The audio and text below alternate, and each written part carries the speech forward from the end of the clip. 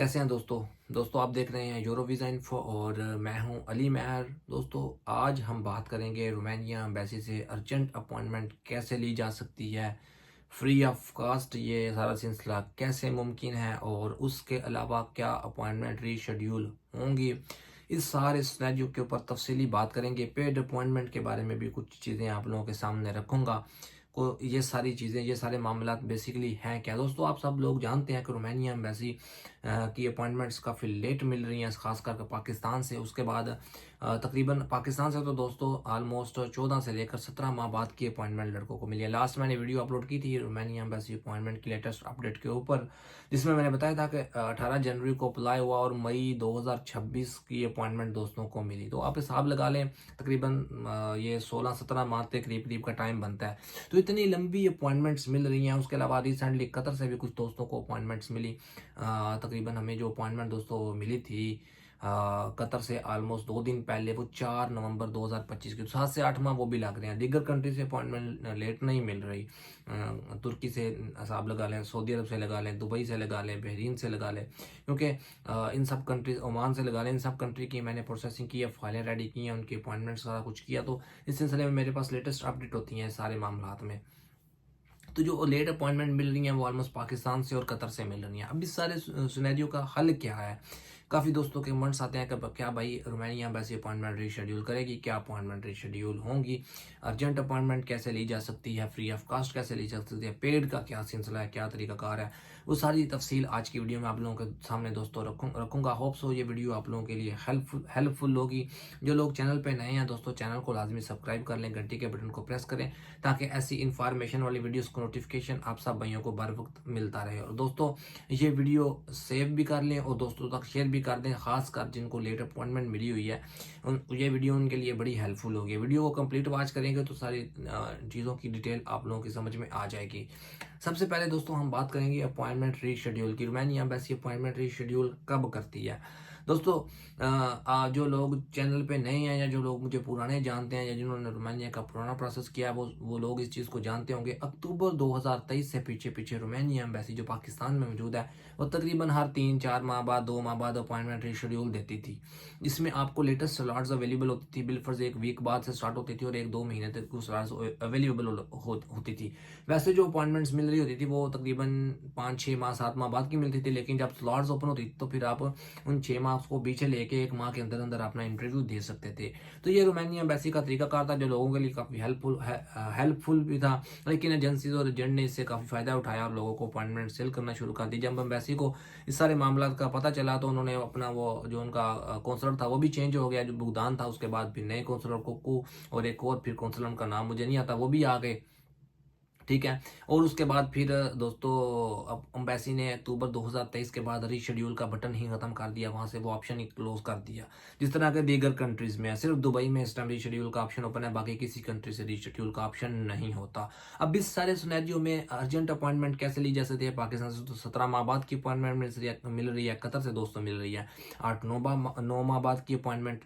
तो इस सारी सूरत हाल में फिर अर्जेंट अपॉइंटमेंट मुमकिन है, कैसे मुमकिन है, फ्री ऑफ कास्ट कैसे ले सकते हैं, और फिर पेड की क्या सिनेरियो है, क्या सूरत है, क्या पेड भी मुमकिन है, क्या नहीं मुमकिन।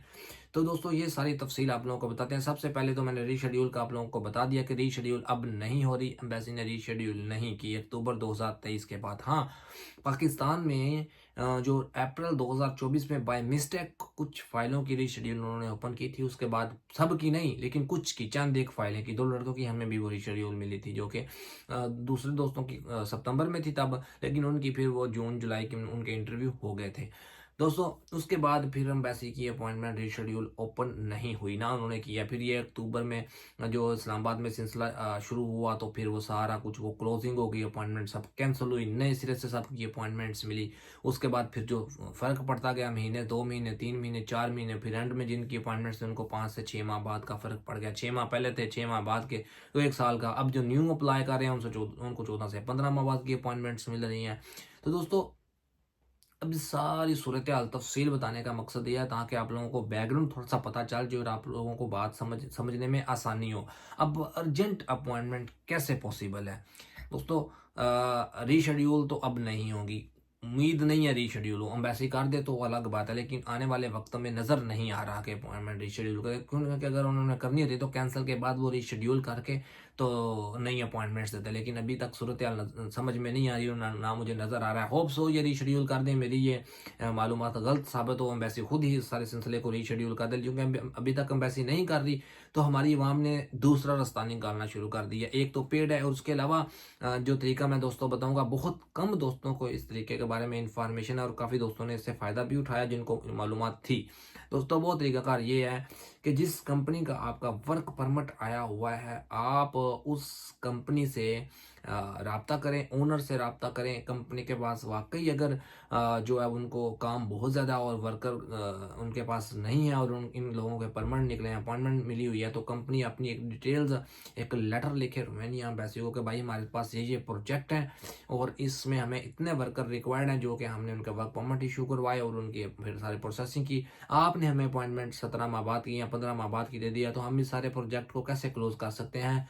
हमें इतने वर्कर अर्जेंट बेस पे चाहिए, जिसमें वो सारी डिटेल कंपनी अपनी मेंशन करे, बंदों की डिटेल मेंशन करे, अपनी ईमेल, मोबाइल नंबर, हर चीज़ कंपनी लिखे, और अपना एक लीगल रिप्रेजेंटेटिव जो है वो रोमानिया एम्बेसी अपनी जो जिस भी एम्बेसी में उनको अपॉइंटमेंट लेटर मिली है वहाँ पे भेजें। फिर वो एम्बेसी से में जाके बात करे, वो लेटर दिखाए, कंपनी जो एम्बेसी जो है वो लेटर दे के कंपनी से रब्ता करेगी, कंफर्म करेगी। देन जो बंदे उन्होंने लिस्ट शॉर्ट लिस्ट किए होंगे, उन बंदों की चाहे 15 माह बाद किया, 16 माह बाद किया, 17 माह बाद किया, उनकी अपॉइंटमेंट रोमानिया एम्बेसी अर्जेंट दोस्तों कर देगी, और ऐसा हुआ भी है। पिछले साल ही जून जुलाई में दोस्तों की अपॉइंटमेंट 5-7 माह बाद की थी, तो फिर उन्होंने ऐसा किया और उनकी अपॉइंटमेंट जल्दी होगी। रोमानिया एम्बेसी ने दोस्तों उनके इंटरव्यू ले लिए। अब पहले होता था कि कंपनी मेल करे, कॉल करे, अब ऐसा सीन नहीं है। अब आपको प्रॉपर रिटर्न लिख के सारा कुछ देना पड़ेगा, तभी ही जाके आपके कुछ चांस बन सकते हैं कि आपकी अपॉइंटमेंट रीशेड्यूल हो जाए, वो भी आपकी कंपनी की बिहाफ पे। उसके अलावा दोस्तों कोई सोल्यूशन नहीं है फ्री ऑफ कॉस्ट वाला।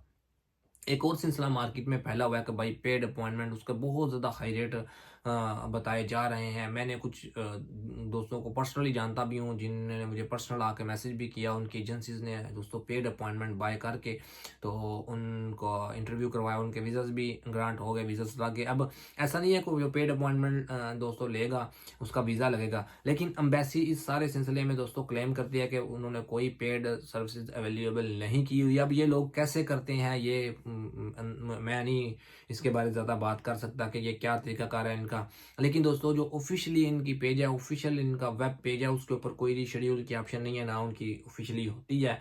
को तरला मिन्नत करके या जिस तरह भी करके वो जो भी सिलसिला उनका है, वो जिस तरह करके वो भी दोस्तों अपना वो इंटरव्यू लड़कों का करवा देते हैं एजेंसी वाले या जो भी मामला आता है। लेकिन ये जेन्युइन तरीके मैंने दो आप लोगों को स्टार्ट में दोस्तों बता दिए हैं। एक तो हम वैसे खुद रीशेड्यूल करें, आप वो रीशेड्यूल का ऑप्शन दें, और दूसरा आप अपनी कंपनी की बिहाव पे लीगली अर्जेंट अपॉइंटमेंट ले सकते हैं। ये दोनों ही ऑप्शन सूटेबल है। थर्ड जो ऑप्शन है मैं उसको रिकमेंड नहीं करता। उसकी रीज़न ये है, एक तो बहुत ज़्यादा हाई कॉस्टली है, और दूसरा वीज़ा लगे ना लगे आपकी लक है, तो एक तो पहले नुकसान आपका होगा, दूसरा फिर इसके पैसे भी आपके ज़ाया ही जाएंगे।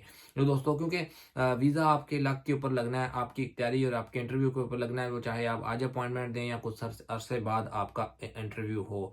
होप सो दोस्तों अर्जेंट अपॉइंटमेंट की आपको प्रॉपर समझ आ गई होगी। मिलते हैं किसी नेक्स्ट वीडियो में, तब तक के लिए अल्लाह हाफिज़, अपना ख्याल रखिएगा।